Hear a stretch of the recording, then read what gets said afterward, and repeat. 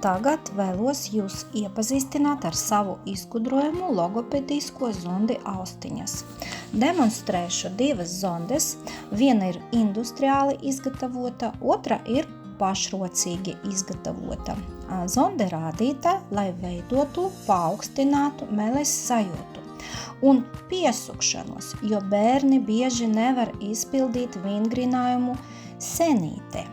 Viegli piespiežam zondi pie mēles, nedaudz pavibrējam, un ja mele padodas un piesūcas, tad bērni labi sāk pildīt šo vingrinājumu.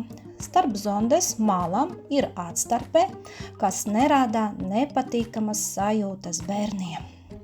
Atsaucoties uz logopedes Jelenas Krauzes komentāriem par šīs zondes izmantošanu, to var izmantot arī zemmēles saitītes apsekošanai.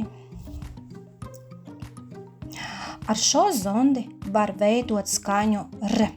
Ja nodarbības laika mēle ir sagatavota, uz mēles gala ir vibrācija, laba izelpā, sekojuši, vajag tikai piespiest zondes malas un izpūst, kas bieži vien veido skaņu R.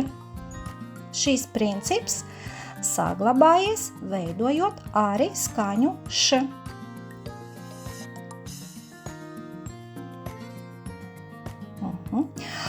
Šo zondi var izmantot arī skaņas K veidošanai.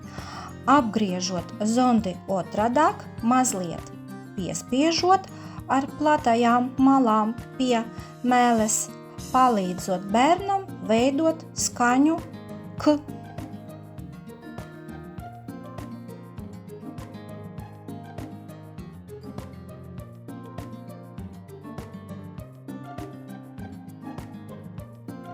Paldies par uzmanību!